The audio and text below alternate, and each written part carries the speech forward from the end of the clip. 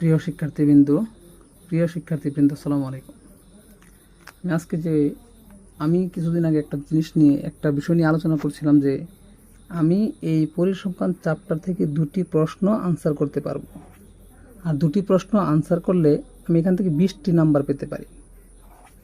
আর আজকে যে অঙ্কটি করাচ্ছি, এই অঙ্কটা যদি আমরা শিখি, অবশ্যই আমরা এখানে এই অঙ্কটির মাধ্যমে আমরা 10 মার্কস পেতে পারি, 10 নাম্বার পেতে পারি। ইনশাআল্লাহ আমরা শুরু করতে যাচ্ছি।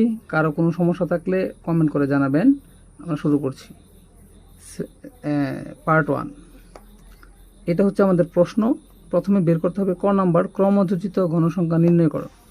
তো ক নাম্বার যদি আমি করি, আগে আমার যে উপরে যে মানটা আছে শ্রেণী ব্যবধানের গণসংখ্যা, শ্রেণী ব্যবধান গণসংখ্যা দুইটা ঘরের মান যেভাবে ছিল আমি একইভাবে লিখেছি।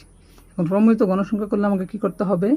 প্রথম গণসংখ্যার যে সংখ্যাটা আছে এটাকে বসাতে হবে। এই যে 7 ছিল, এখানে আমি 7 বসিয়ে দিয়েছি। তারপরে কি করতে হবে?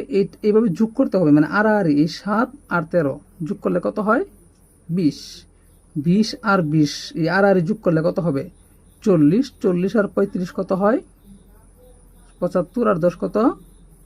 85। আর 5 কত? 90 হয়। তো এই হচ্ছে আমাদের ক্রমিত গণসংখ্যা করার নিয়ম। এখানে আমরা দুটি নাম্বার খুব সহজেই পেতে পারি, একটু যদি আমরা মনোযোগ দিয়ে শুনি। এখন আমরা দেখব খ পার্টের আমাদের যে অঙ্কটা ছিল গড় নির্ণয়, সেই অঙ্কটা আমরা কীভাবে করব? প্রথমে এই গড়টি আর এই গড়টি আমাদের প্রশ্নে দেওয়া আছে, এই আগের অঙ্কের মতো শ্রেণী ব্যবধান আর গণসংখ্যা দেওয়া আছে। আমাকে 3টি গড়ের কাজ করতে হবে, 1, 2, এই 3টি গড়ের কাজ আমাকে সম্পূর্ণ করতে হবে। তো সবার প্রথমে আমি যদি মধ্যম মানের কাজটা করি, কিভাবে করব? আমি প্রথম শ্রেণী ব্যবধানক সংখ্যাটি কত? 11, দ্বিতীয়টা 20। এখানে আমি কি করি?